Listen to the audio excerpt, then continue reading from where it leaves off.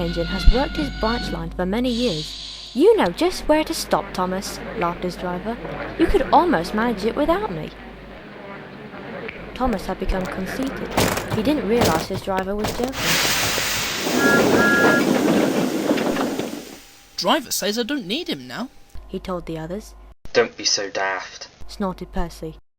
I'd never go without my driver, said Toby earnestly. I'd be frightened. Puh! Boasted Thomas. I'm not scared. You'd never dare. I would then. You'll see. It was dark next morning when the firelighter came. Thomas drowsed comfortably as the warmth spread through his boiler. He woke again in daylight. Percy and Toby were still asleep. Thomas suddenly remembered. Silly stick in the muds, he chuckled. I'll show them.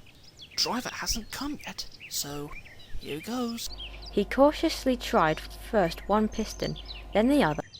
They're moving! They're moving! He whispered. I'll just go out, then I'll stop and wheesh! That'll make them jump. Very, very quietly, he headed for the door. Thomas thought he was being clever, but really he was only moving because the careless cleaner had meddled with his controls. He soon found his mistake. He tried to whoosh, but he couldn't. He tried to stop, but he couldn't. He just kept rolling along. The buffers will stop me, he thought hopefully. But the siding had no buffers. It just ended at the road. Thomas's wheels left the rails and crunched the tarmac. Horrors! He exclaimed, and shut his eyes. He didn't dare look at what was coming next. The station master's family were having breakfast. They were eating ham and egg.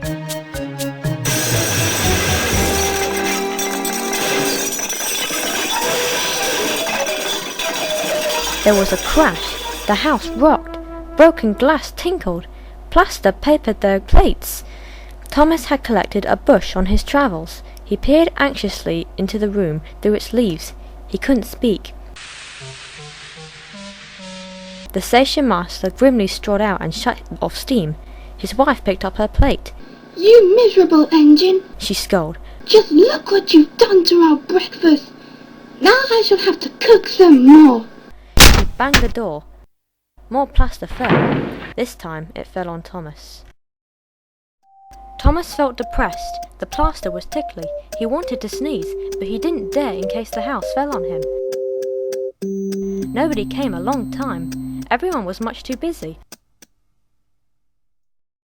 At last, workmen propped up the house with strong poles. They laid rails through the garden, and Donald and Douglas, puffing hard, managed to hold Thomas back to the yard.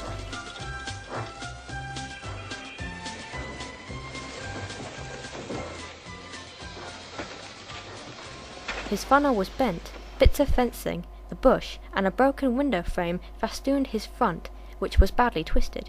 He looked comic. The twins laughed and left him. He was in disgrace. You are a very naughty engine. I'm sorry, sir. Thomas's voice was muffled behind his bush.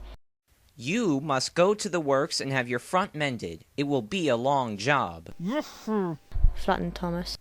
Meanwhile, said the Fat Controller, a diesel rail car will do your work. Sir? Thomas spluttered. Yes, Thomas. Diesels always stay in their sheds till they are wanted.